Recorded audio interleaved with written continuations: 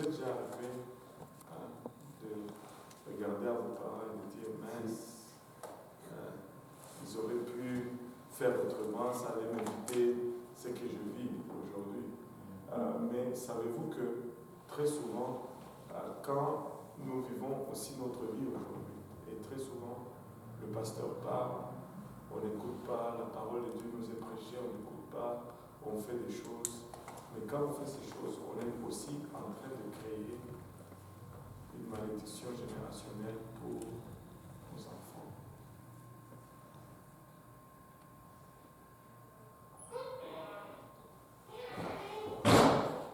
C'était tellement puissant que ça va.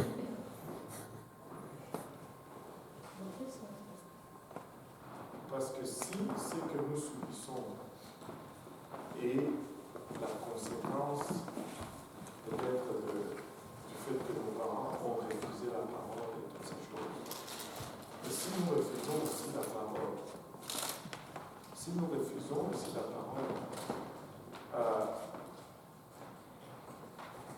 nos parents, enfin nos enfants, vont subir les conséquences de ce que nous faisons. Nous créons aussi une malédiction générationnelle.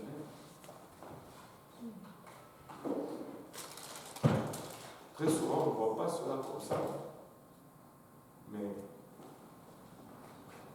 refuser la parole ou ne pas obéir à la parole. Oui, ne pas obéir à la parole. Tu sais, on dit quand tu sèmes la rébellion, tu vas récolter la rébellion. Et des fois, nous disons, je suis rebelle parce que mon père a été rebelle. Mais là, si toi tu continues à être rebelle, tes enfants vont être aussi rebelles. Tu crées une malédiction aussi pour la génération à venir. Donc, nous générons aussi un héritage. C'est ce que je veux dire. Nous générons aussi un héritage spirituel. Et si nous sommes conscients de ces faits, nous devons faire de sorte que l'héritage spirituel que nous générons soit un qui est bon. Parce que nous nous plaignons déjà de l'héritage que nous avons reçu. Oui, parce que nos parents, vous avez signé des pactes avec Oui, mais ce n'est pas seulement des pactes. Parce que, regarde, je vais te donner un exemple concret. Exemple, les divorces. Tu vas remarquer que ça va aller souvent de génération en génération. Les arrière-grands-parents divorcés, les parents divorcés, les enfants divorcent, les petits-fils divorcent. Mais si tu ne mets pas un terme à cela, ça va passer à l'autre génération. Tu sais,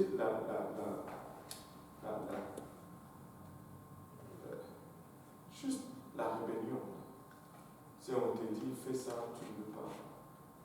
On te dit fais ça, tu ne veux pas. C'est une sémence.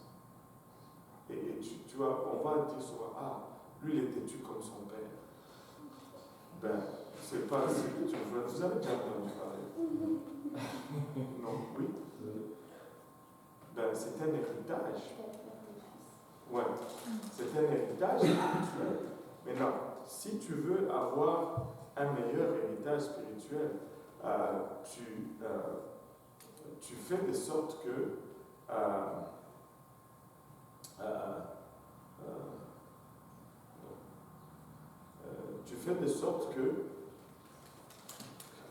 tu ne sèmes pas cela pour que tes enfants évitent.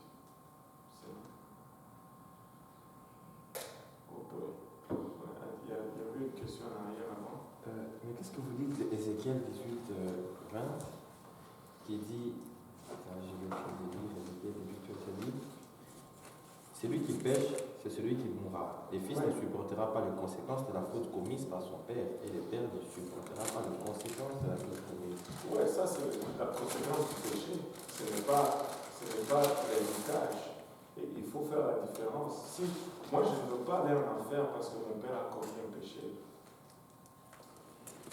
Mais dire que je ne subis pas les conséquences de ce que mon père est, c'est irréaliste. Si mon père est alcoolique, je vais subir les conséquences de cela. À la maison où je vais vivre, ça va être déstabilisé. Des fois, on va manquer la nourriture. Ce sont les conséquences de cela.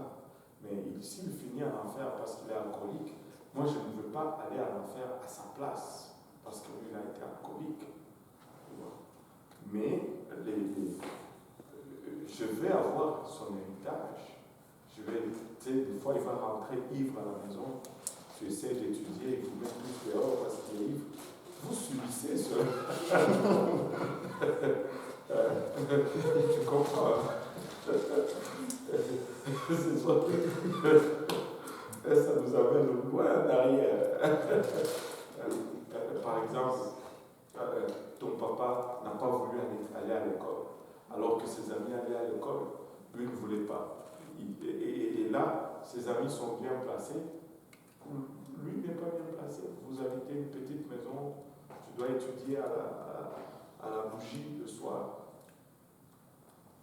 Tu subis les conséquences de ce que lui il a fait comme choix. Mais tu ne vas pas payer pour cela. C'est-à-dire, quand il est jugé, ce n'est pas toi qui vas aller subir son jugement à sa place. C'est un peu ça. Donc il ne faut pas, si nous luttons, nous prions pour nous défaire de certaines malédictions générationnelles, il ne faut pas en créer d'autres pour nos progénitures. Amen. Il ne faut pas en créer d'autres pour nos progénitures. Il faut suivre la parole de Dieu, générer l'obéissance, générer la soumission, générer la bonté, pour que la génération qui suit n'ait pas à écrire avec ces malédictions, ces héritages. Oui, frère. C'était la même question. C'était pas la même question parce que quand on parlait de malédiction générationnelle, je me disais, c'est la même chose souvent quand j'observe quelque chose à 90% des cas. Si un père fume, ses enfants aussi deviennent des fumeurs. Tendance à fumer. Ils peuvent fumer après arrêter, mais quand même, c'est comme le gène est déjà en eux. Donc c'est un peu ça. Regardez, très souvent, les enfants des médecins vont vouloir faire aussi la médecine. Les enfants des ingénieurs vont vouloir aussi faire la génie. Mais pourquoi ça ne fonctionne pas dans le bon sens? C'est-à-dire que les enfants des millionnaires ne sont pas souvent millionnaires. Ils sont millionnaires. Ah oui. Les enfants des Trump sont millionnaires aussi. Ce sont des probabilités. Ça marche avec. Ce sont des probabilités. C'est-à-dire, si on fait ce qu'on doit faire, voilà ce qu'on va avoir. Mais tu vas voir que très souvent, les enfants de millionnaires vont être aussi millionnaires. Parce que si le millionnaire transmet l'éthique de travail, parce qu'on ne devient pas millionnaire comme ça, à moins que ce soit comme, bon, encore une fois, le pays où on peut devenir millionnaire par le vol, comme les enfants de Mobutu. Ils ne s'en sortent pas. Pourquoi? Parce que ce n'était pas des richesses acquises par l'éthique. Donc, il n'y a pas eu d'éthique à observer pour. Mais quand les parents sont travailleurs, très souvent les enfants sont travailleurs. Mais n'empêche que des fois, on a des ratés. C'est comme, c'est pas une science exacte. On a des ratés des fois dans tous les domaines.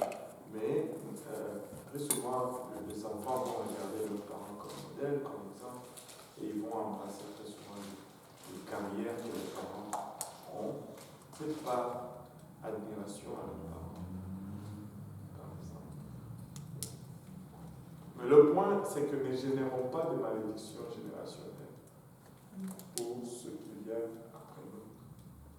On lutte, on met terme à ce qu'on a hérité, mais ne créons pas d'autres pour ceux qui viennent après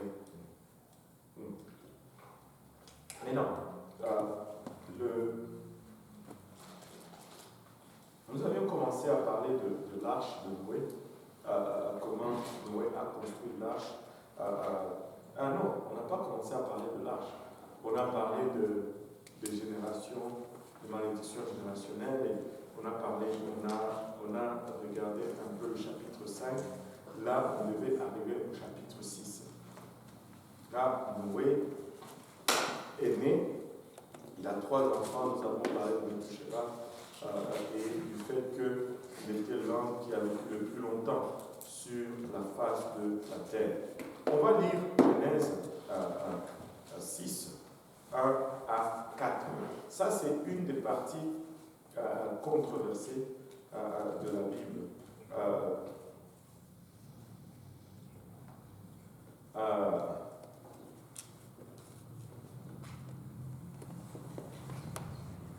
Oh, alléluia. La sœur Viviane vient avec quelqu'un qui veut être baptisé. Ils vont venir pour l'étude.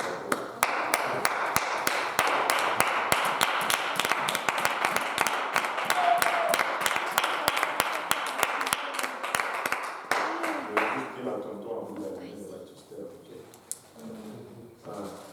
Frère, tu peux dire à tonton à vous d'allumer le baptistère, de chauffer le baptistère. Comme ça.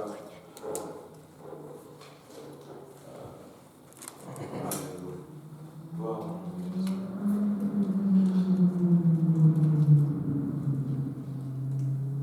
Alléluia. Rabayash.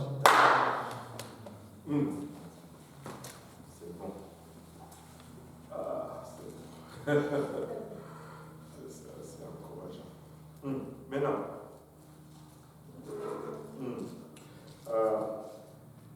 J'ai même oublié de le faire.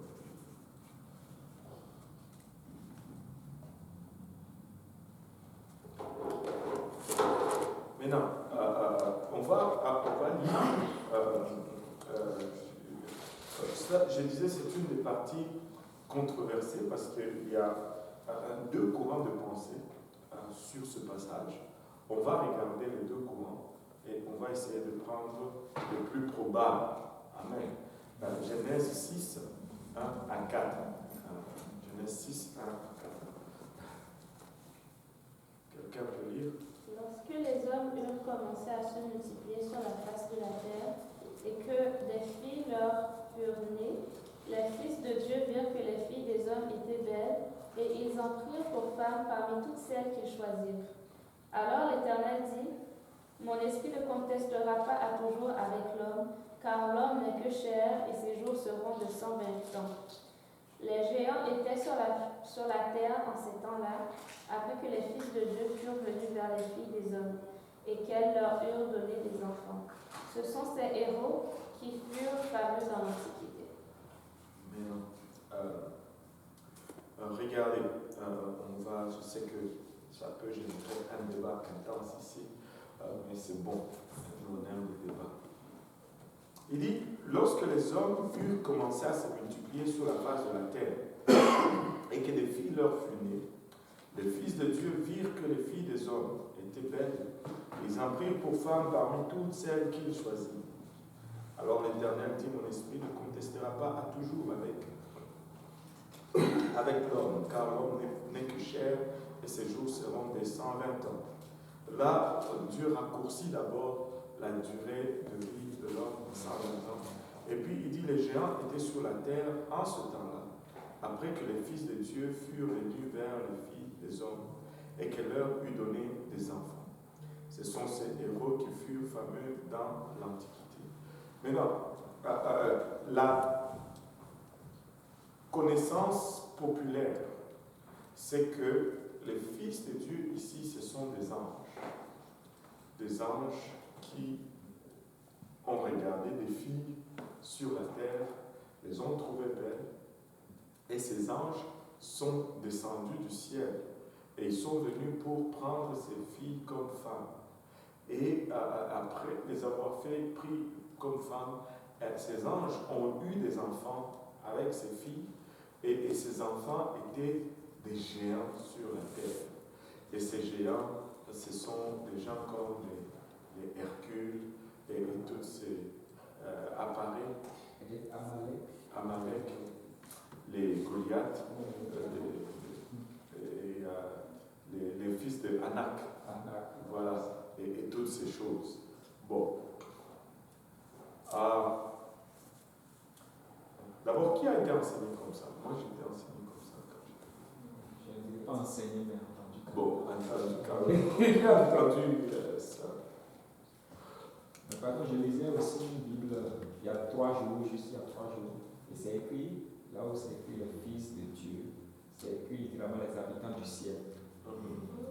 Oui, et même, ils ont même ajouté un autre verset pour encore décrire ces habitants du ciel.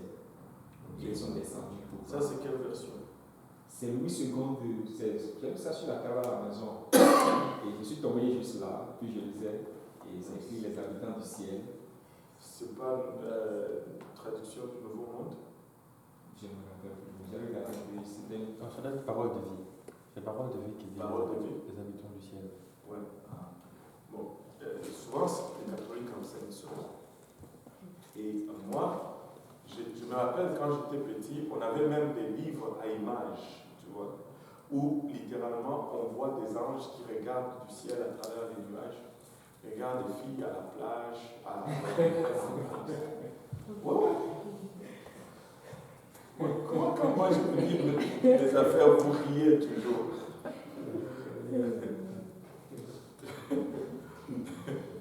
Et voilà. Mais ça, c'est la version courante. Et que le mélange des anges et des hommes donne des géants, des hommes géants. Bon, maintenant, le truc avec l'affaire avec cette version, c'est que moi, je la trouve un peu probable. Et je vais amener mes points. Maintenant, si vous croyez que c'était les anges, c'est correct. On peut rester des amis quand même. On ne va pas se fâcher l'un contre l'autre. On peut juste garder chacun sa version et on va arriver au ciel ensemble. Non, mais pasteur, c'est pas correct. Ouais, Parce que Hébreu 1 dit auquel des anges Dieu n'a-t-il jamais dit tu es mon fils? J'étais en genre, les anges ne sont pas des fils de Dieu. Dieu n'a jamais appelé aucun ange son fils. Ce ne sont pas des fils. Bon, je suis d'accord avec toi. Ce que je veux dire, c'est que on peut avoir une opinion différente sur ce passage et être sauvé quand même. Ah, d'accord.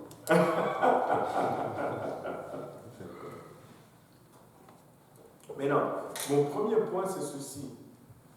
Mon premier point, c'est que, premièrement, les anges n'ont pas de sexe. Les anges, il n'y a pas des anges hommes et des anges femmes. Les anges, il n'y a pas de genre. Et les anges ne se reproduisent pas, même entre eux, les anges. Il n'y a pas de reproduction angélique ou de bébés anges qui naissent. Et ils ont été créés un nombre, et c'est des myriades et des myriades, parce qu'on ne sait pas vraiment combien, et ils sont restés comme ça. Un tiers sont tombés avec Lucifer, et les autres sont restés avec Dieu. Maintenant, même entre eux-mêmes, les anges ne se reproduisent pas, parce qu'ils n'ont pas de sexe, ils n'ont pas cette faculté de se reproduire. Ça, c'est mon premier argument. Mon deuxième argument, c'est que si on retourne à la première leçon on avait dit que Dieu, quand il a créé, il a placé une sémence dans chaque élément qu'il a créé. Et la sémence,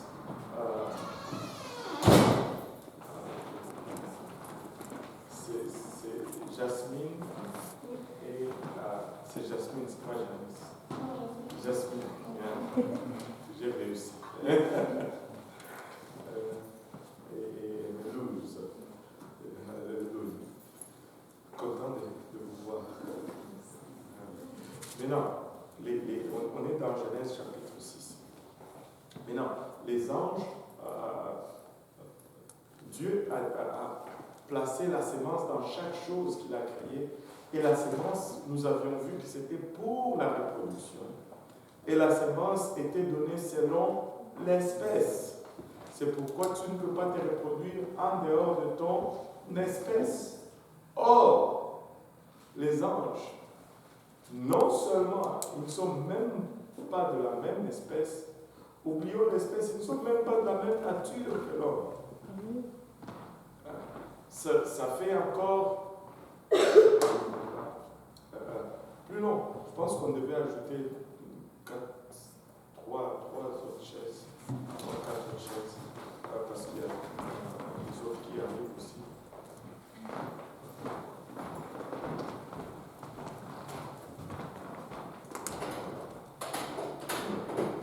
Oui, Sophie. Pardon? Un ange. C'est une créature de Dieu qui est. C'est une créature spirituelle qui a des superpuissances, qui peut prendre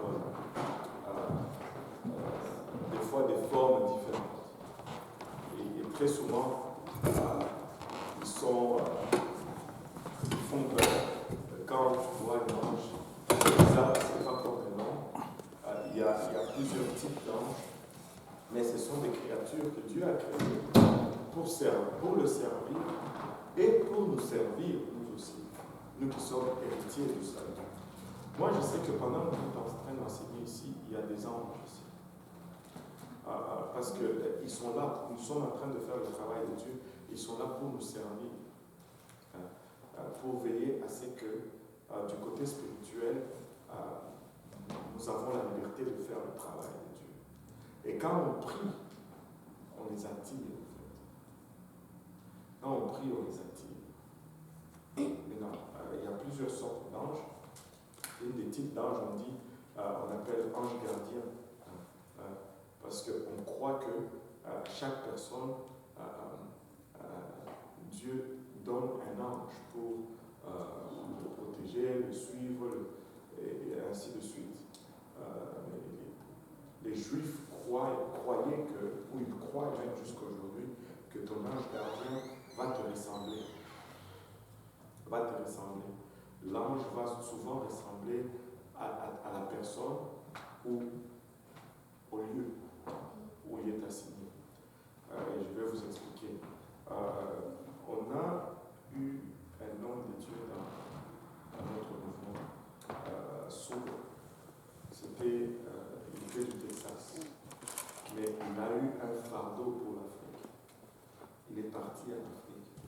Il a été en Côte d'Ivoire principalement. Tu les connais aussi, hein? Togo, ouais. Le frère Soubr, le père ou le fils? Le père. Ça fait longtemps. Ouais, ça c'est. Il est décédé maintenant, le père. Ouais. Le fils aussi. Moi, je vais parler maintenant de son fils. Ouais. Son fils était.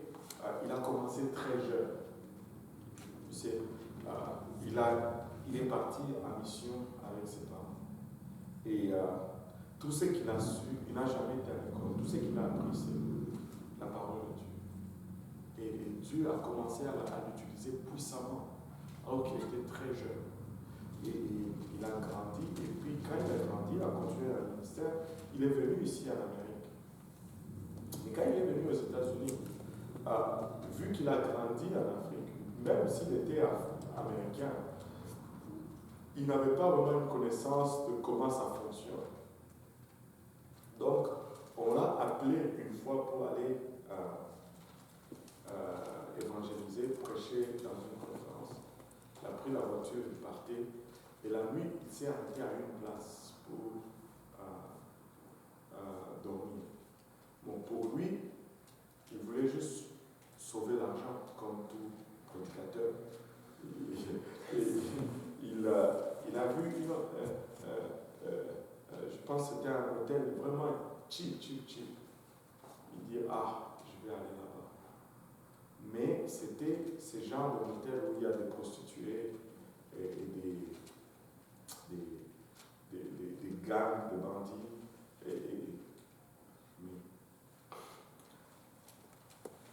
quand il est arrivé là-bas, il est descendu de sa voiture, naïf comme il était.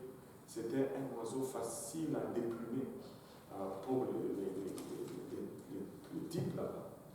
Mais quand il arrive au comptoir, il dit, le type qui était au comptoir, c'est comme s'il commence à avoir peur.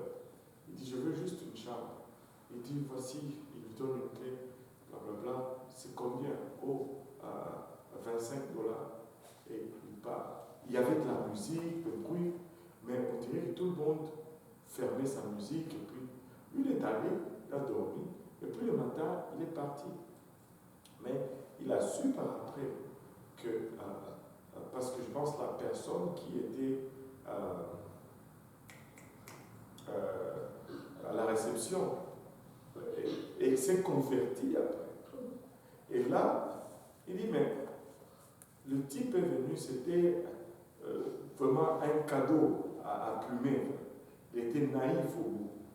Mais quand il est descendu, il y avait ces deux géants à côté de lui qui l'accompagnaient et qu'on a eu tellement peur et que même les gens qui faisaient de la musique et tout ça, ils faisaient des fêtes, les bêtises qu'ils faisaient là-bas, ils ont dû être intimidés par ces géants. Et puis là, quand il me demande, mais c'est qui ces deux personnes-là? Et lui, Jonathan Sober dit, ben, ce sont des anges. Ce sont des anges. Et puis là, la personne dit, mais pourquoi est-ce qu'ils étaient noirs? C'était deux noirs. Et là, Jonathan Sober dit, mais moi, mon champ de mission, c'est l'Afrique. Ces anges m'ont accompagné depuis là-bas. Et il dit qu'une fois, il était dans une chambre, il partageait une chambre avec un des confrères. Ils étaient en train de prier. Et l'autre confrère a paniqué. Dieu lui a ouvert les yeux, en fait. Et il a vu les deux anges. Et là, encore, c'était la même question. Pourquoi ils sont noirs? Pourquoi ils sont noirs? Il était tellement attaché à l'Afrique, le type. Il était tellement attaché à l'Afrique. En fait, les anges, nous en avons tous. Et très souvent, les anges vont avoir un emprunt de qui tu es. Parce qu'ils vont. Et as-tu déjà. On me l'a déjà dit à quelques reprises, que tu pries. Tu pries pour quelqu'un. Mettons, tu pries pour John, tu pries pour John. Mais après, tu commences à sentir comme s'il était là lui-même. S'il y a quelqu'un qui a déjà senti cela. Et vous ne priez pas assez pour les gens. C'est l'image que moi je vois. Ouais. Je prie pour une personne après. L'image de la personne, pareil, Très souvent, quand tu pries pour quelqu'un, tu pries intensément pour la personne, tu vas sentir comme si sa présence est là. Mais ce n'est pas la personne dont tu sens la présence. C'est probablement la présence de son ange. Parce que son ange va être attiré par cette prière qui est faite pour lui. Et il va s'assurer à exécuter cette prière. Oui. C'est pas la première fois que je vous entends dire ça, mais j'ai une question. Est-ce que les anges sont omniprésents? Non. Sinon, quand ils quittent pour venir où toi tu es, est-ce que l'ange est assigné à lui pour sa protection, un ange gardien? Oui. Bon, quand il quitte le poste, il fait l'abandon des postes pour arriver là où toi tu es, parce que tu pries. Ils sont très rapides. Bon, maintenant si j'ai pris 1 heure, il est là avec moi pendant 1 heure. S'il a vraiment besoin d'aller intervenir parce que quelque chose est en train d'arriver là-bas, il va partir, c'est sûr. Mais ils sont très rapides. Ils voyagent à plus que la vitesse de la lumière. Donc, c'est très vite. Mais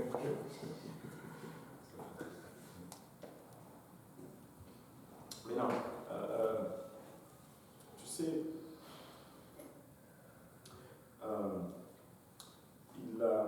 je me rappelle encore une autre histoire où c'était quelqu'un qui était malade. Un de nos anciens allait prier pour lui. Et puis l'ancien est parti. Et la personne était vraiment partie là, malade. Et quand la personne qui devait mourir, au fait, le lendemain se réveille, il appelle le frère Burns, T.W. Burns.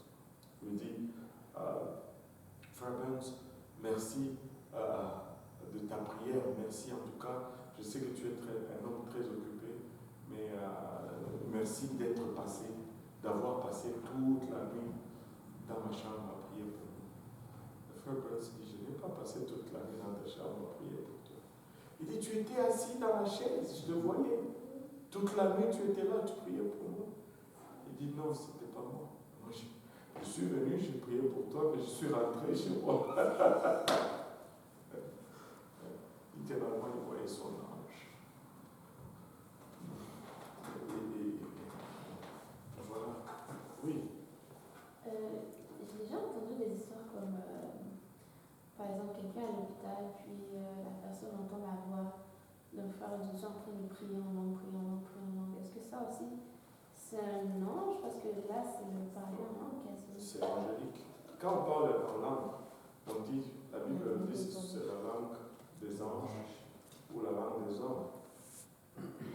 Quand la Bible dit que personne ne le comprend, est-ce que ça inclut les anges ou ça exclut les anges? Non, ça exclut les anges parce qu'il dit Dieu seul comprend. Mais cela ne veut pas dire que.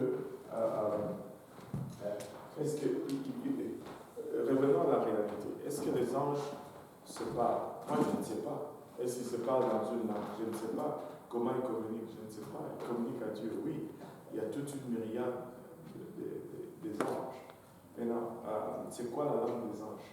On n'a aucune notion. Là. Est-ce que c'est une langue? Non, parce que le parler en langue est tellement différent. Nous ne le comprenons pas parce que c'est une langue que les humains ne peuvent pas comprendre. Mais la Bible est claire aussi là-dessus que si Dieu comprend, mais même les anges ne comprennent pas, les démons ne comprennent pas. C'est pourquoi quand tu veux chasser un démon, tu parles en français. Quand tu parles en langue, les démons ne parlent pas. Les démons ne parlent pas. Même si c'est la langue des anges, ils ne comprennent pas. La Bible dit que c'est la langue des anges. Tu ne peux pas chasser un démon en parlant en langue. Tu lui donnes un ordre en français ou en anglais, peu importe, il va comprendre. Mais si tu parles en langue, ça ne va pas. Il ne sait pas qu'est-ce que tu veux qu'il fasse. Oui. Donc, quand on dit que, par exemple, dans la prière, il y a l'intercession, et puis là, le parler en langue change. On sent plus d'agressivité dans le parler en langue. Mais là, est-ce qu'on peut le chasser avec ça? Parce que là, c'est comme si on prend autorité sur lui. Oui, on prend autorité, mais on le chasse. Regarde, maintenant, quand tu prends autorité, que tu es en train de prier et que les langues changent, très souvent c'est une circonstance où tu pries pour une situation. Maintenant, quand tu pries, comment ça fonctionne? Quand tu pries en langue, la Bible nous dit que c'est une prière plus excellente. Pourquoi? Parce que c'est une prière plus excellente. Tu es en communication. L'Esprit de Dieu. Oui, et qui donne ordre aux anges, vraiment, qui est en contrôle de toute l'armée céleste. C'est Dieu. Donc,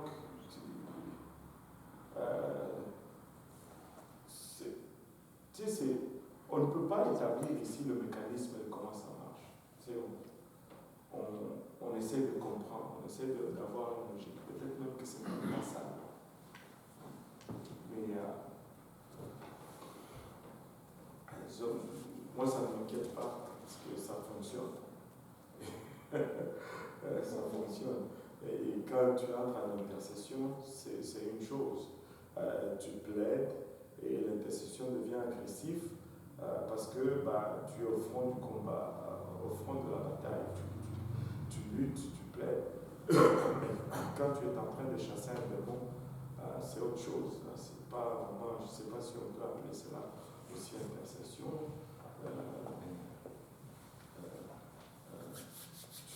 Tu sais à quoi tu t'adresses.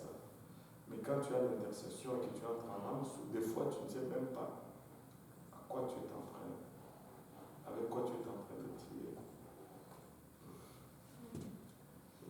Et maintenant, oh boy, les anges, c'est toujours fascinant. Et je voulais finir avec quoi?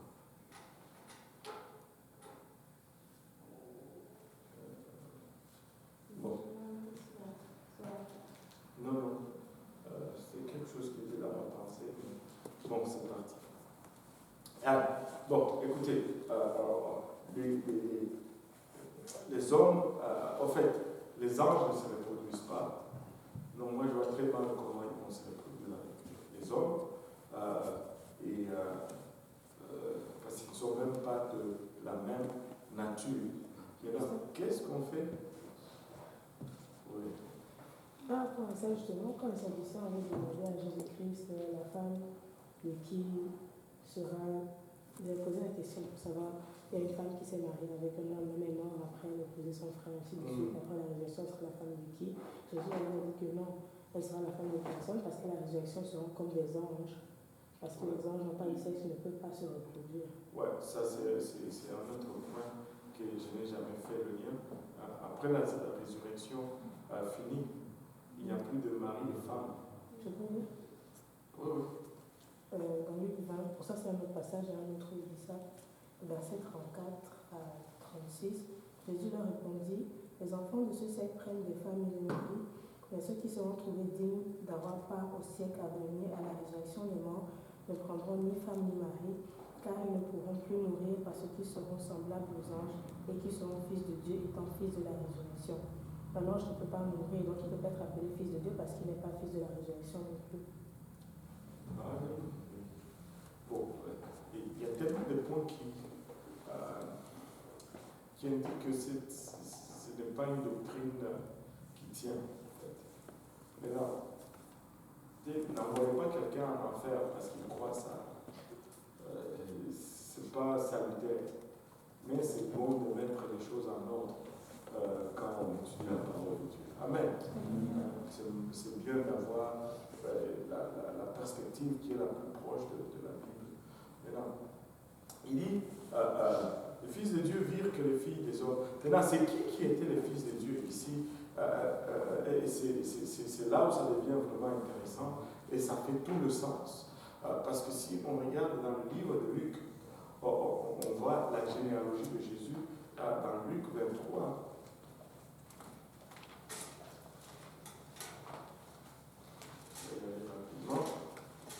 À Luc 3. Luc 3, à partir du verset 23. Jésus avait environ 30 ans lorsqu'il commença son ministère, étant comme fils de Joseph, fils d'Élie, fils de Matthat, fils de Lévi, fils de Matthathias, fils d'Amos, Fils de, on va aller au verset 35. Fils de Sébus, fils de Rago, fils de Phalec, fils d'Héber, fils de Salah, fils de Caïnam, fils d'Arphaxad, fils de Sem, fils de Noé, fils de Lamech, fils de Mathusalah, fils d'Enoch, fils de Jared, fils de Maléliel, fils de Caïnan, fils d'Enos, fils de Seth, fils d'Adam, fils de Dieu. Fils d'Enoch, fils d'Adam, fils de Seth, fils d'Adam, fils de Dieu. Adam était appelé fils de Dieu. Et tous ceux qui étaient dans la lignée des justes, si on regarde, ici c'est la lignée qui descendait de Seth, de Tushela et tous les autres, ils étaient appelés fils de Dieu. Maintenant, quand on lit ici dans la Bible fils de Dieu, on a tendance à devenir un peu parano. Ah, fils de Dieu, ça veut dire que c'était quelqu'un ou quelque chose de particulier. Mais aujourd'hui, quand tu es chrétien, je ne sais pas comment, si en français ça se dit, mais chez nous en Swahili ça se disait, quand tu es chrétien, on dit que tu es un enfant de Dieu. Ou nous autres, un enfant de Dieu. Si le fils de Dieu ici, ce n'est pas qu'ils étaient des anges. Fils de Dieu, c'était tout simplement ce qui marchait selon le commandement de Dieu. Parce qu'à cette époque-là, la terre s'était littéralement divisée en deux groupes. Il y avait la lignée de Seth qui marchait avec Dieu et la lignée de Caïn qui marchait selon leur propre désir. Et ils ont beaucoup été influencés par les anges déchus.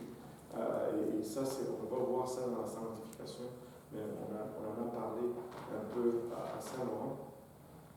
Mais il y avait une séparation entre les deux. Et Dieu ne voulait pas que ceux qui marchaient dans sa voie aillent se mélanger avec ceux qui ne marchent pas dans sa voie. Dieu n'a jamais voulu que ses enfants se marient avec les enfants du monde. Tu peux regarder toutes les dispensations. Dieu sépare toujours son peuple. Israël ne devait pas se marier avec les autres. Les descendants de Seth ne devaient pas se marier avec les autres. Et cela demeure pour l'Église aussi. La Bible nous dit ne vous mettez pas sous le même joug avec les incrédules. Pourquoi cela? Parce que 99,9% du temps, un enfant de Dieu qui sort et qui va se marier avec un enfant qui n'est pas de Dieu, c'est toujours celui qui n'est pas de Dieu qui corrompt et qui attire celui qui est de Dieu dans le mal. Pourquoi est-ce que c'est comme ça? C'est tout simplement parce que le mal se propage plus facilement. Tu sais, tu peux avoir 1000 oranges qui sont bonnes, mais seulement un seul orange pourri dans le paquet de 1000, les 1000 ne vont pas parfaire la pourrie. Et c'est la pourrie qui va contaminer les belles oranges. Tu sais, des fois, ça va arriver que, oh pasteur, j'ai trouvé ces beaux gars, il est grand, mince, sombre avec des yeux bleus et toutes ces choses, je veux l'épouser, écoute, s'il ne sert pas Dieu, éloigne-toi. Éloigne-toi parce que tu vas finir par le suivre. Et très souvent, c'est comme ça. Oh, je vais l'épouser, après je vais l'amener à Dieu. Non. Qu'il vienne d'abord à Dieu. Et assure-toi qu'il ne vient pas juste pour toi. Parce que j'en ai déjà vu qui sont venus, ils se sont même fait baptiser. Dès qu'on a dit oui, et qu'on dit je vous déclare mari et femme, fini. Les vraies couleurs sont sorties. Et cela est vrai dans les deux sens. Peu importe combien belle elle est, si elle ne sert pas Dieu, éloigne-toi. Éloigne-toi. Tu sais, des fois, je ne sais pas comment on n'arrive pas à discerner, plutôt à accepter cela. Je vois que j'en parle et puis ça devient subitement silencieux dans le groupe. Mais laissez-moi vous dire ceci. Même lorsqu'on va à la même église, on vous dit que si tu vois que quelqu'un ne va pas à l'autel, il ne prie pas, et il n'évangélise pas, il est toujours en train de remettre en question ce que le pasteur dit, ne l'épouse pas. Amen. Et toi, tu vas voir même tu veux parler de quelqu'un qui ne vient même pas. Déjà, à l'intérieur, il faut trier.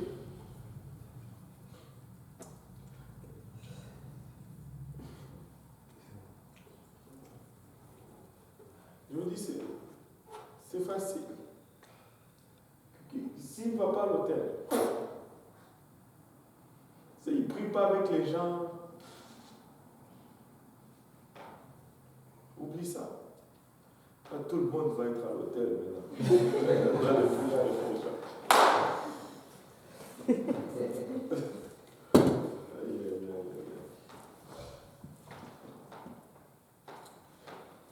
Et donc, il n'y avait pas de mariage permis entre les descendants de Seth et les descendants de Caïn.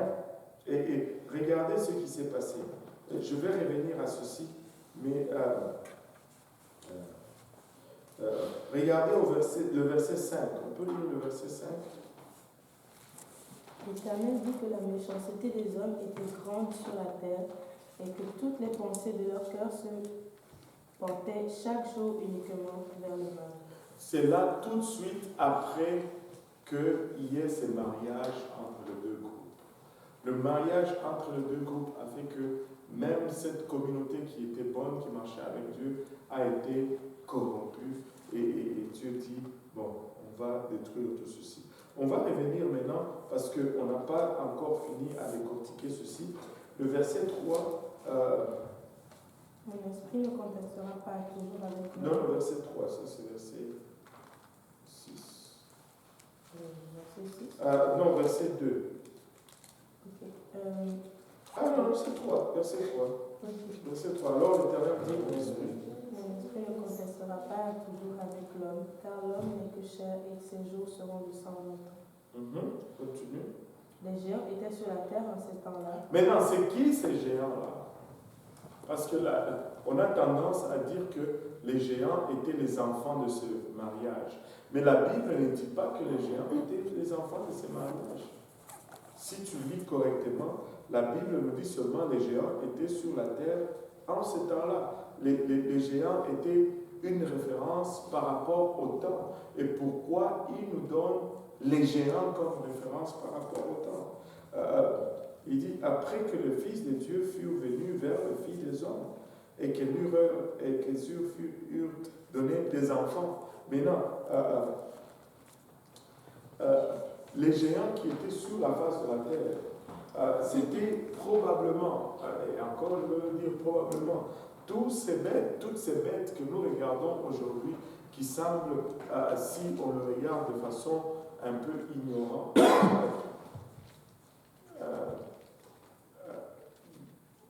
contredire la Bible. Non. Il y avait des bêtes géantes. Il y avait tous les dinosaures, ça existait. Et c'était sur la terre en ce temps-là. Mais maintenant, pourquoi est-ce que la Bible ne nous parle pas de dinosaures? La question est toujours posée. La Bible nous parle de dinosaures. La Bible nous parle de dinosaures.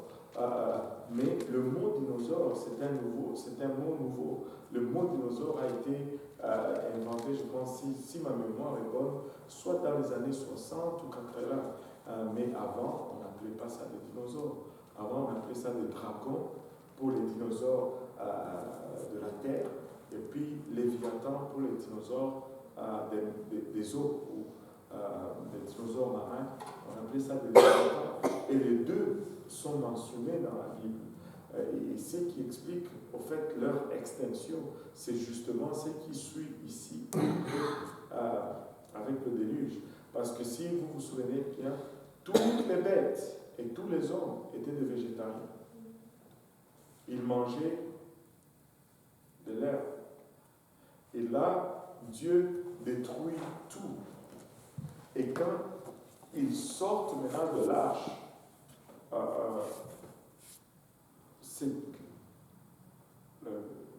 le climat d'abord était différent. Le paysage devait en fait se refaire. Et il n'y a pas eu, l'environnement n'était pas propice pour tous ces géants pour qu'ils puissent survivre d'où leur extinction. Alors, il dit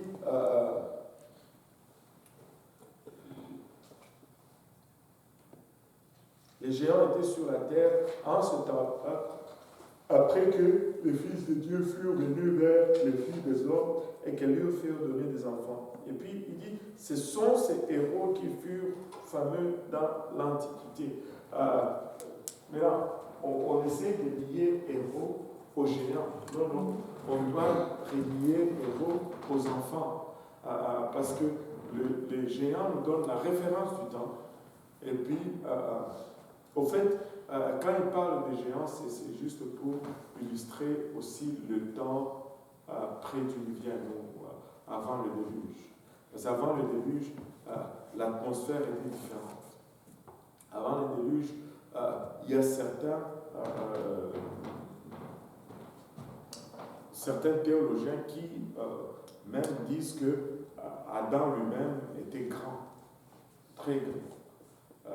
Pourquoi ils disent cela? Encore une fois, ne prenez pas cela pour commencer à courir avec. C'est juste des spéculations, ça ne change rien à notre salut. C'est juste des connaissances qui peuvent même être fausses. Pourquoi? Parce que il y avait une couche d'eau, si vous vous rappelez, la première leçon qu'on avait faite, il y avait une couche d'eau qui enveloppait toute l'atmosphère. Et cette couche d'eau, non seulement gardait la même température sur toute la face de la Terre, créait un effet de serre sur toute la Terre. La température était pareille du pôle nord au pôle sud. 21 degrés Celsius. Parfait.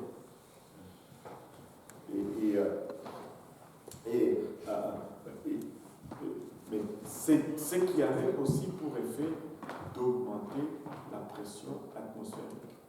Or, si la pression atmosphérique est élevée, notre système va aussi se développer pour s'adapter à cette haute pression atmosphérique. Nos muscles vont se développer, on va augmenter en taille pour arriver à supporter cette pression, cette haute pression atmosphérique. Là, ce sont des blablabla. Retournons à l'essentiel. Là, on va retourner à l'essentiel, à ce qui compte. Maintenant, l'Éternel vit que la méchanceté de l'homme était grande sur la terre et que toutes les pensées de leur cœur se portaient chaque jour uniquement vers le mal. Je ne sais pas si ça vous dit quelque chose. Des fois, on lit ces passages et on passe tout de suite. Mais nous devons le lire et y arrêter. Il dit que la pensée de l'homme s'est tournée continuellement, uniquement vers le mal. C'est-à-dire, en tout moment, ce que l'homme pense, c'est le mal. Et on peut dire que, waouh, c'est quoi ça comme situation? Mais regardez ceci. Aujourd'hui, nous sommes en train de vivre presque la même chose. Maintenant, pour ceux qui travaillent dans le bureau, c'est un peu caché, c'est un peu atténué. Mais pour ceux qui travaillent dans les manufactures ou les usines, c'est plus prononcé. Vous allez trouver des gens qui, tout ce que tu vas leur dire, ils vont juste le pervertir. Tout ce que tu vas leur dire, ils vont toujours le pervertir. Toute blague va juste être perverse. Si ce n'est pas pervers, ce n'est pas drôle. Est-ce qu'il y en a déjà qui ont travaillé dans des milieux comme ça? Oh, c'est grave. Tu dis, hier soir, j'ai passé un bon moment avec ma femme à la maison. Et ils vont pervertir cela. Tout ce que tu vas dire, c'est perverti. Mais dans le bureau, c'est autre chose. Des courriels avec la pornographie. Ça, c'est quelque chose pour lequel j'ai prié, Seigneur, quand j'ai commencé à travailler à la bureau. Je ne veux pas recevoir ces choses. Écoute, quand tu pries, Dieu te garde. Dieu te garde. Oui. Est-ce qu'on peut envoyer ça? Acheminer ça avec le mail de la personne au boss? La bouchade du coup. Des fois, c'est le boss lui-même qui t'envoie ça. Mais là, tu vois, à son boss, ça y est.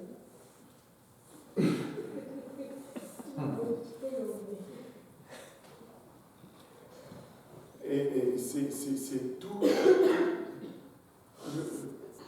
La pensée est continuellement vers le mal. Vers le mal. Tout ce que tu penses, c'est le mal. Constamment le mal. Constamment le mal. Et l'Éternel se repentit d'avoir fait l'homme sur la terre et il fut affligé à son cœur. On va faire un point. Et on va débattre un peu de ça. Vous savez, l'Éternel se repentit. Dieu n'est pas un homme pour se repentir. Là, l'Éternel se repentit. La Bible n'est pas la parole de Dieu. Elle se contredit. N'est-ce pas, Mélouse? Très souvent, les gens vont prendre cela pour essayer de discréditer la Bible. C'est très simple, très facile à expliquer. Et moi, j'aime souvent utiliser les exemples et ça nous amène à mieux concevoir, à mieux comprendre le contexte. Si je dis Dieu est saint, on comprend une chose. Si je dis Mélouse est une sainte, est-ce que c'est la même chose? Pourquoi?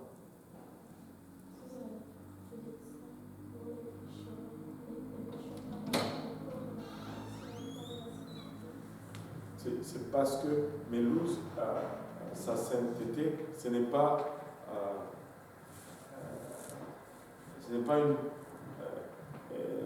un état d'être, c'est une aspiration.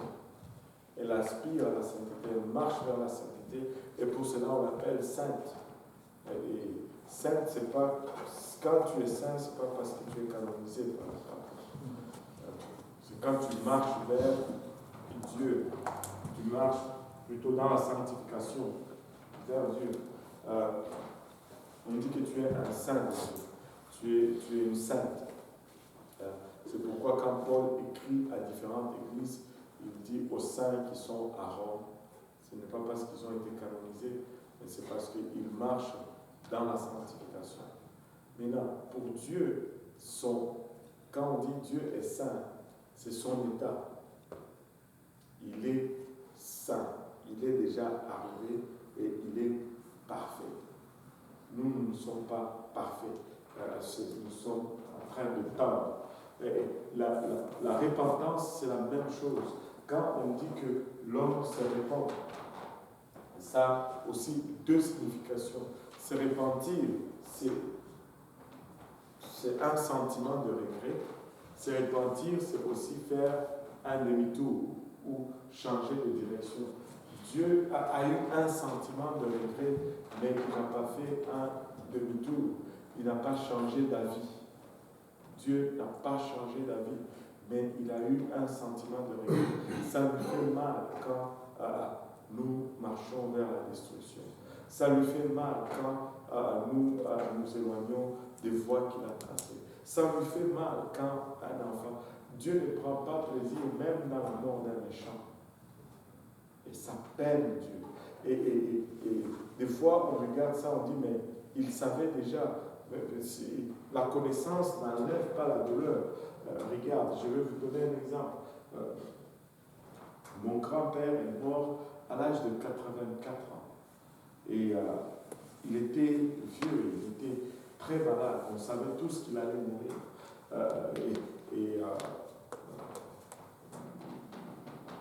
On savait. Mais le jour qu'il est mort, ça fait mal quand même. Ça fait mal quand même. On avait beaucoup pleuré parce que il venait de mourir. Mais non, Dieu sait et il a mal quand on se perd, quand les gens se perdent. Et c'est ça même la source de l'intercession. Quand tu dis, j'ai eu un fardeau, ce n'est pas parce que vraiment, dans ton état d'humain, tu avais compassion de quelqu'un. Non, non. C'est parce que quand tu te rapproches de Dieu, Dieu commence à te laisser ressentir ce qu'il ressent. L'intercession ou le fardeau, c'est vraiment le fait de ressentir ce que Dieu ressent par rapport à une situation ou par rapport à une personne. Nous, de nous-mêmes, la chair ne peut pas. Même prier pour nous-mêmes, la chair ne veut pas. Il faut la forcer. Encore moins pour une tierce personne. Quand tu ressens de prier pour quelqu'un, c'est parce que tu es en train de ressentir ce que Dieu ressent pour la personne. Donc prie. Prie, ne néglige pas.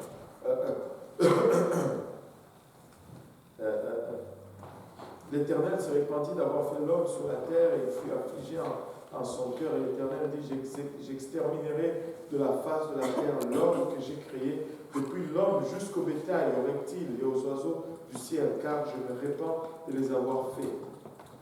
Mais, que tout le monde dise mais. Non, que tout le monde dise mais. C'est parce que c'est vraiment un mais important ici. Que tout le monde dise mais. Mais Noé trouva grâce aux yeux de l'Éternel. Et n'êtes-vous pas content que Noé a trouvé grâce aux yeux de l'Éternel? N'eût été Noé, nous ne serions pas ici aujourd'hui. N'eût été cette personne, ce seul juste, nous ne serions pas ici aujourd'hui. Écoutez, pour moi, vous ne savez pas combien de fois ce verset a été une source d'encouragement encore et encore et encore. Ceci me permet de voir, de savoir et de réaliser qu'une seule personne avec Dieu fait toute la différence. Tu peux être seul dans ton école qui sert Dieu, mais c'est peut-être toi qui fais la différence dans cette école. Tu peux être seul dans ton quartier à servir Dieu, c'est peut-être toi qui fais la différence dans ce quartier. Alors, ne te décourage pas. Un avec Dieu fait la différence. Une seule personne avec Dieu peut la différence. Une seule personne peut affecter le sort de toute une nation.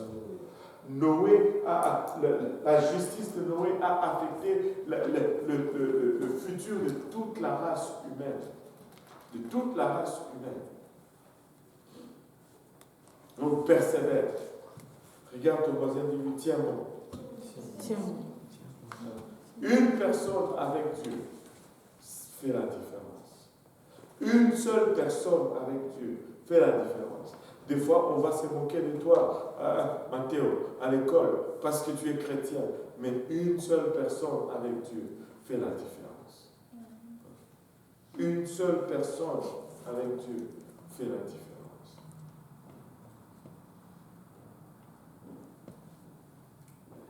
Mais Noé trouva grâce aux yeux de l'Éternel. On va continuer la lecture. Verset 9. Voici la postérité de Noé. Noé était un homme juste et intègre dans son temps. Noé marchait avec Dieu. Noé engendra 3 fils, Sem, Cham et Japheth. La terre était corrompue devant Dieu. La terre était pleine de violence. Dieu regarda la terre et voici, elle était corrompue. Car toute chair avait corrompu sa voie sur la terre. Alors Dieu dit à Noé, la fin de toute chair est arrêtée par devers moi, car ils ont rempli la terre de violence. Voici, je vais les détruire avec la terre. Fais-toi une arche de bois de gopher. Tu disposeras cette arche en cellules et tu l'enduiras de bois en dedans et en dehors. Voici comment tu la feras. L'arche aura 300 coudées de longueur, 50 coudées de largeur et 30 coudées de hauteur. Tu feras à l'arche une fenêtre que tu réduiras en une coudée en haut. Tu établiras une porte sur le côté de l'arche et tu construiras un étage inférieur, un second et un troisième. Et moi, je vais faire venir le déluge d'eau sur la terre pour détruire toute chair ayant souffle de vie sous le ciel. Tout ce qui est sur la terre périra. Mais j'établirai mon alliance avec toi. Tu entreras dans l'arche, toi et tes fils, ta femme et les femmes de tes fils avec toi. De tout ce qui vit, de toute chair, tu feras entrer dans l'arche 2 de chaque espèce pour les conserver en vie avec toi. Il y aura un mâle et une femelle, des oiseaux selon leur espèce, du bétail selon leur espèce, et tous les reptiles de la terre selon leur espèce. 2 de chaque espèce viendront vers toi pour que tu leur conserves la vie. Et toi, prends tous les aliments que l'on mange et fais-en une provision auprès de toi, afin qu'ils te servent de nourriture ainsi qu'à eux. C'est ce que fit Noé. Il exécuta tout ce que Dieu lui avait ordonné. Il exécuta tout ce que Dieu lui avait ordonné. J'aime cette dernière phrase. On va y revenir tout à l'heure. D'abord, on va décortiquer un peu ce qui vient d'être lu. La Bible dit quand Dieu a vu la justice de Noé, il a dit je vais détruire le monde, mais je vais pouvoir une façon de s'échapper pour Noé. Et il lui a donné le plan de construction de l'arche. Dieu a été très spécifique en ce qui concerne la construction de l'arche. Dieu lui a donné le type de bois, Dieu lui a donné la longueur, la largeur, la hauteur, les différents étages et le nombre de portes, nombre de fenêtres et tout ce que Noé devait faire. Et regardez ceci. Il dit, voici comment tu la feras. L'arche aura premièrement, il dit au verset 13, alors Dieu dit à Noé, la fin de toute chair est arrêtée par le Verbe, car ils ont rempli la terre de violence. Voici, je vais les détruire avec la terre. Fais-toi une arche de bois, de gopher, tu disposeras cette arche en cellules et tu la mettras de poids en dedans et en dehors. Regardez, l'arche était enduite de poids en dedans et en dehors. C'est-à-dire son apparence intérieure était aussi son apparence extérieure. Ce qui était en dedans était aussi en dehors. C'est un type de sanctification. Très souvent, nous disons, Dieu regarde au cœur, mais ce qui est dedans doit être aussi dehors. S'il y a la sainteté dedans, il doit y avoir aussi la sainteté dehors. La sainteté ne peut pas être juste dedans, et alors que dehors, c'est différent. Amen. Il dit, voici comment tu feras l'arche, blablabla. L'arche aura 300 coudées. Il donne les longueurs, les largeurs, les hauteurs. Ça donne en coudées dans la Bible, mais je les ai en pied. Est-ce qu'il y en a qui sont familiers avec les pieds? Il y a une place aux États-Unis, dans l'État du Kentucky, où ils ont reproduit l'arche. Je vais y amener mes enfants en vacances cet été. Ils ont, ça s'appelle Bible Museum. Si vous voulez une place pour aller en vacances, c'est l'idéal. Ils ont des expositions sur l'histoire biblique. Ils utilisent beaucoup la science pour faire la démonstration de la Bible. Ils ont construit l'arche. En taille, à l'échelle. C'est gros, c'est énorme. Ils ont vraiment suivi les détails et ils l'ont construit comme Noé aurait dû le construire. Et j'ai vu des photos quand j'étais à Madison. Il y a une famille qui était là-bas et je me suis dit, je dois y aller. Je dois y aller. C'est de toute beauté. Je ne sais pas si on peut googler cela. Si vous googlez cela, je suis sûr que vous allez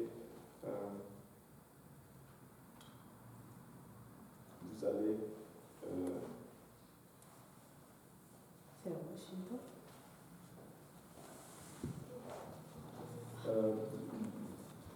Si tu écris Bible Museum, je pense que tu vas le trouver.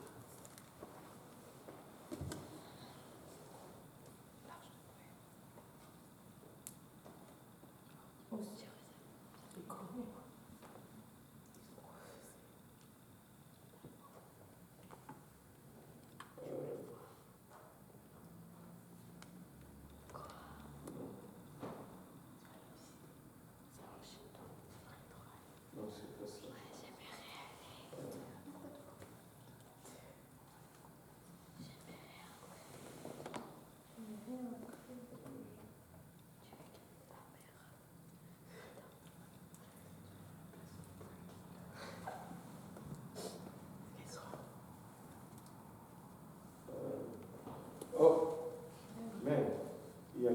m'as envoyé cela qui suit en ligne.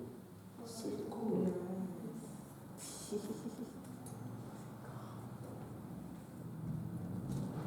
Est-ce que c'est ça? Tu as trouvé le.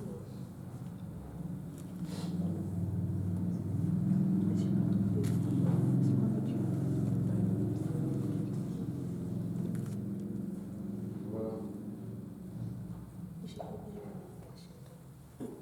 Ouais, il y a un film comme aussi.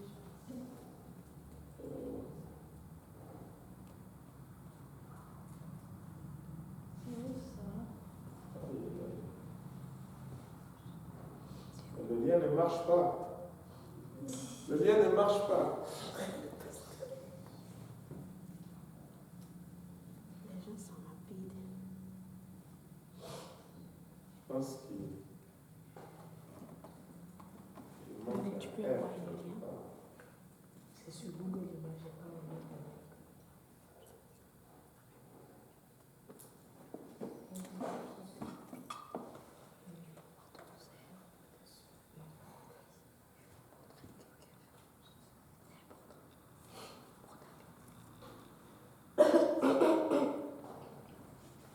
Ouais. Ok, je viens de le voir.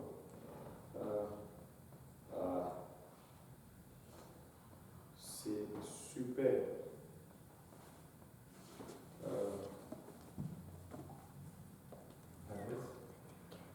C'est ARKENCOUNT.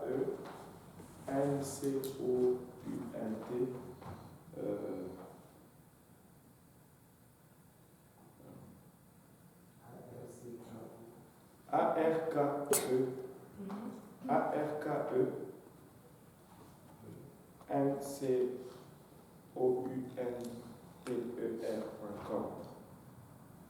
Arc Encounter. Ouais.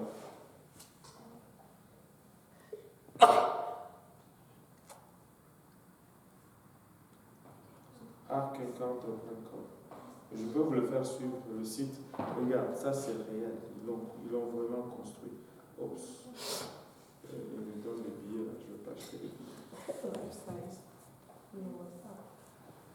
Il y a plein de trucs sur la Bible là-dessus que tu peux explorer. C'est vraiment phénoménal. C'est vraiment phénoménal. Je vous dis, moi je me suis dit, je dois y aller avec ma famille. Il y a Bishop Ellis, le fondateur de Purpose Institute. Il m'a aussi fortement conseillé d'y aller. Il m'a dit ceci, il est allé pour amener ses petits-fils, mais finalement, c'est lui qui passait tout le temps à regarder que... Aïe, aïe, aïe. Regardez, n'est-ce pas extraordinaire? Waouh! Ils l'ont vraiment construit là.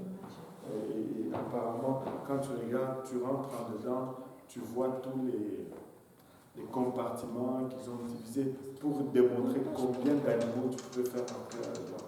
C'est fou. Hein?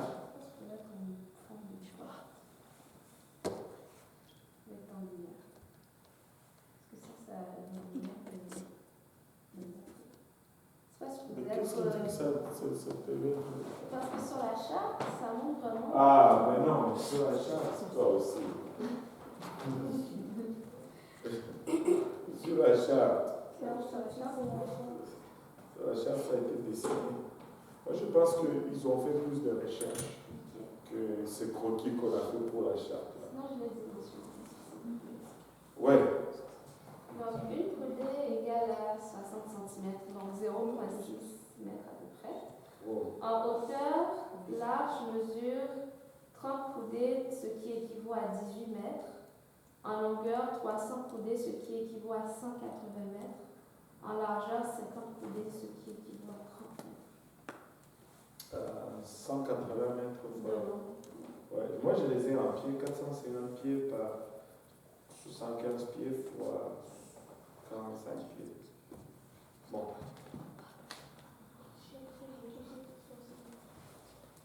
Hein?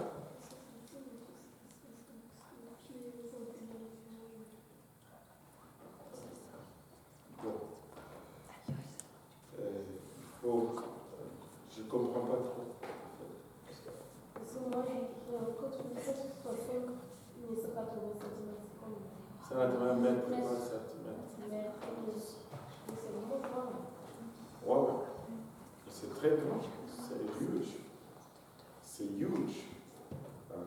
C'est grand. Maintenant, regardez ceci. Dieu lui donne toutes les instructions et Noé respecte. Regardez le dernier verset.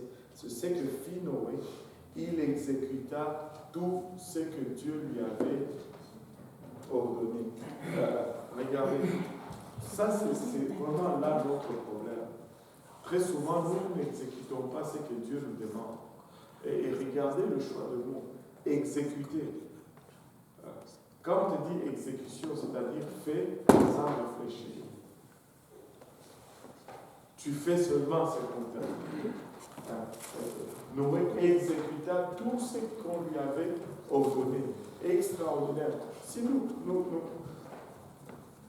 commençons vraiment à suivre la parole de Dieu, des fois, on va la comprendre, mais des fois, on ne voit pas.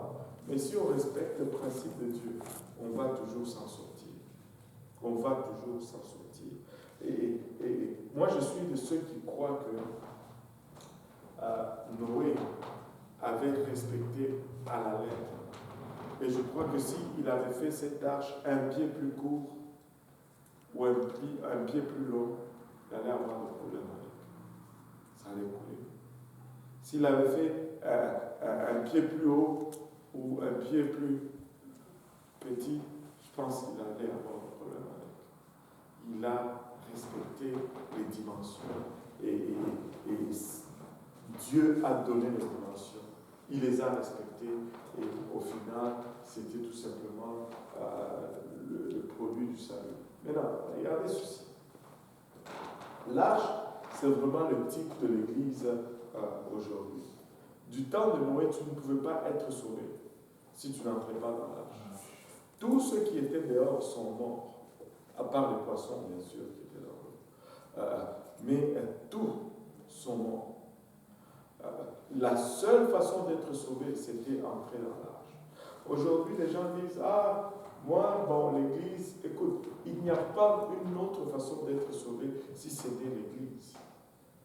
Tous ceux qui sont en dehors de l'Église sont perdus. Pas d'Église, pas de salut, pas d'arche, pas de salut. Maintenant, l'Église, ce n'est pas un bâtiment. Et l'Église, ce n'est pas une organisation.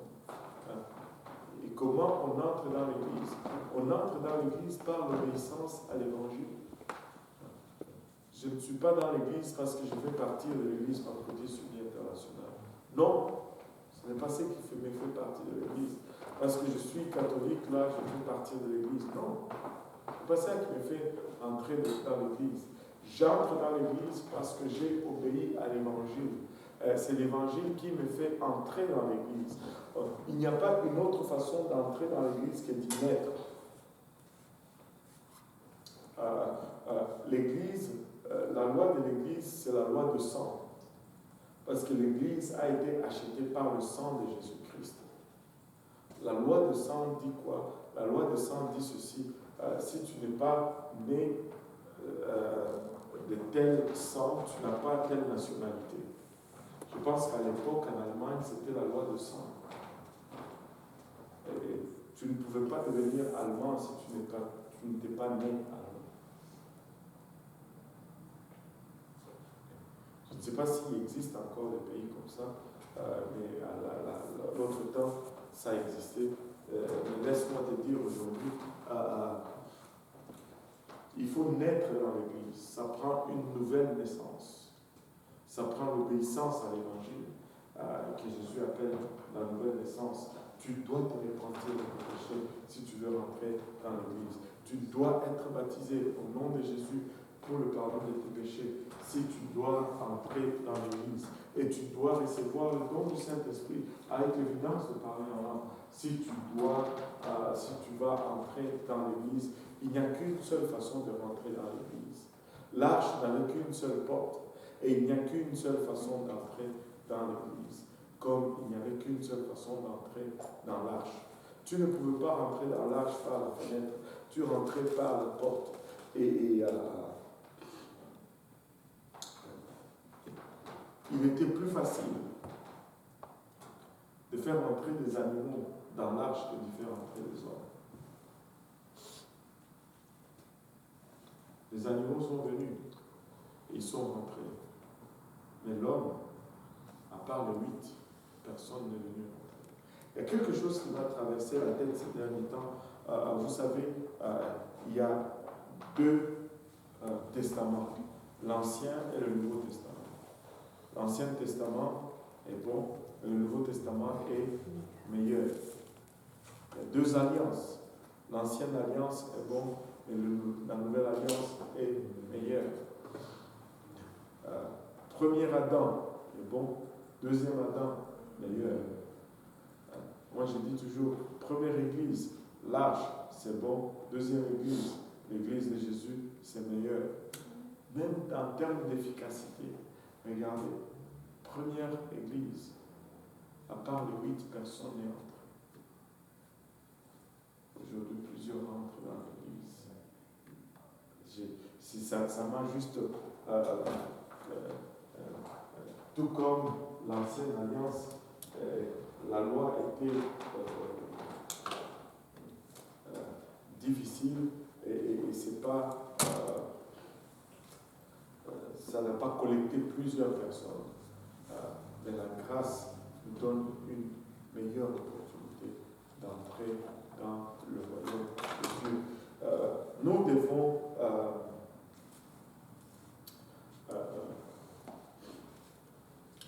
Nous devons nous conformer à la parole de Dieu. Nous devons suivre ce que la parole de Dieu dit, sans chercher des convenances, sans chercher des ajustements, sans chercher des adaptations. Jamais ne devons-nous adapter la parole de Dieu à notre moment, à notre culture, à notre temps. C'est nous qui devons toujours nous adapter à la parole de Dieu. La parole de Dieu ne change pas. Si le Seigneur tarde pour 2000 ans, encore, à l'an 4000 quelque chose, si tu veux être sauvé, il faut que tu sois baptisé d'eau. Il faut que tu te répandes de tes péchés. Il faut que tu reçoives le Saint-Esprit avec l'évidence de parler. Ça va demeurer pareil. Ça va demeurer pareil. Amen. Alléluia. On va garder Noé là. On va le laisser construire son arche. Ça a pris 100 ans. La construction de l'arche a pris 100 ans. 100 ans de construction. 100 ans durant lequel Noé construisait cette affaire au milieu, je pense, d'un bois quelque part. Et les gens regardaient, ils riaient. Ils disaient, tu es fou, Noé. Où est-ce que tu veux aller avec cette affaire? Mais Noé construisait parce que Dieu lui avait dit. Et pendant qu'il construisait, Noé prêchait aussi. Non seulement c'était 100 ans de construction, mais c'était aussi 100 ans de prédication. Regardez 2 Pierre 2,5. 2 Pierre 2,5.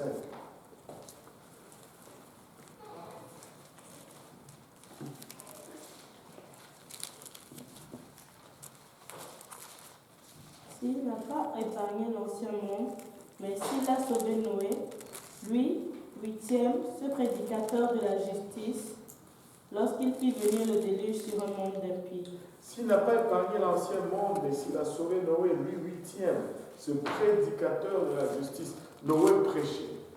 Noé prêchait, il prêchait, mais personne n'écoutait sa prédication. Il prêchait, mais personne n'écoutait sa prédication. Il prêchait, c'est seulement sa femme, ses 3 enfants et leurs femmes qui ont écouté. Vous savez, des fois tu peux prêcher, et tu as l'impression que personne ne t'écoute. Tu prêches, tu as l'impression que personne ne t'écoute. Prêche encore. J'ai toujours donné cette illustration. C'est une fiction, ce n'est pas une histoire vraie. c'est une fiction, mais très encourageante. C'était un monsieur qui, c'est comme les gens qui, des fois, dans l'ancien temps, ils allaient prendre 2 planches de bois, ils vont les lier avec 2 cordes, ils vont le mettre par-dessus leur tête, ou 2 pancartes, et puis ils vont écrire en avant et en arrière, et ils vont se promener dans les rues avec une planche blanche. Et un monsieur s'est fait un truc comme ça. Il a écrit en avant et en arrière, répentez-vous, parce que Dieu va détruire cette ville. Il était dans Sodome et Gomorrhe. Il marchait, répentez-vous, Dieu va détruire cette ville. Répentez-vous, Dieu va détruire cette ville. Répentez-vous, Dieu va détruire cette ville. Avant, on le regardait, on avait peur. Après, on le regardait, on se moquait de lui. Et après, on ne le regardait même plus. Il faisait partie de la norme et du décor. Mais il continuait quand même à tout le monde, chaque jour. Il sortait et il circulait les rues.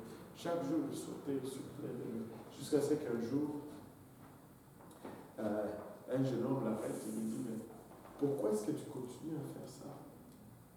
Personne ne t'écoute. Tu vois que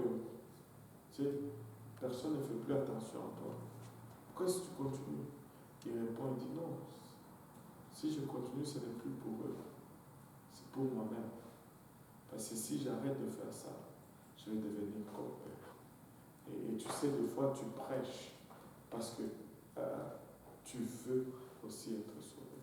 Si tu arrêtes de prêcher, tu vas commencer à faire ce que le pécheur fait. Il faut annoncer l'évangile.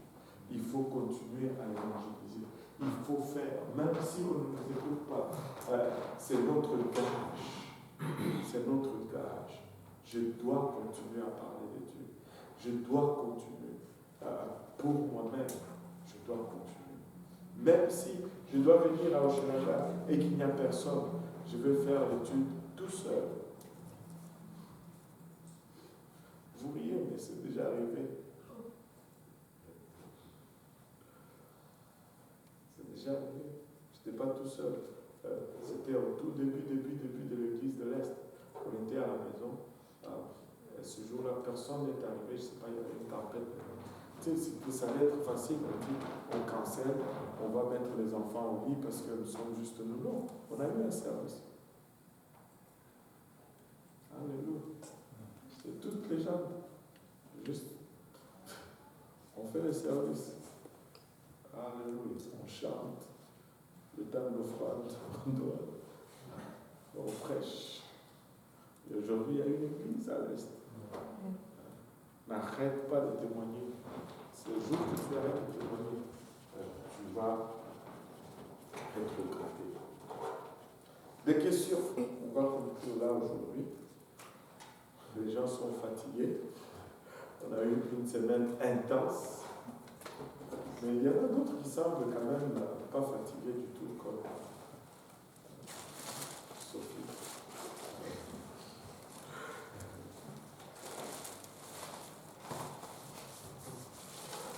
Est-ce qu'il y a des questions? Pas de questions. Maintenant, tu as toutes les questions. Et si moi j'en posais? S'il n'y a pas de questions, on va se lever. Et on va conclure en prière. Amen.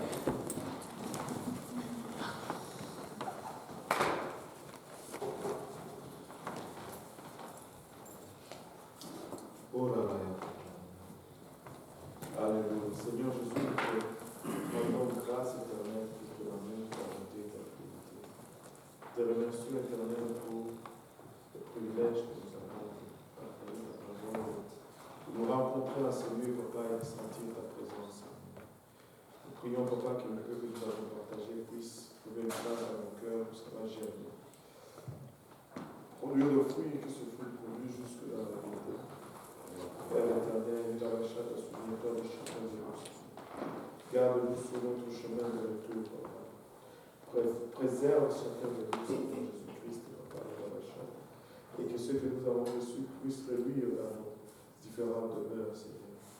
Garde-nous pour le restant de la soirée, nous prions, le restant de la semaine, jusqu'à ce que nous allons nous rencontrer prochainement, Papa. C'est avec action de grâce dans le cœur que nous te prions. Par le nom de Jésus. Nous sommes tous au nom de Jésus.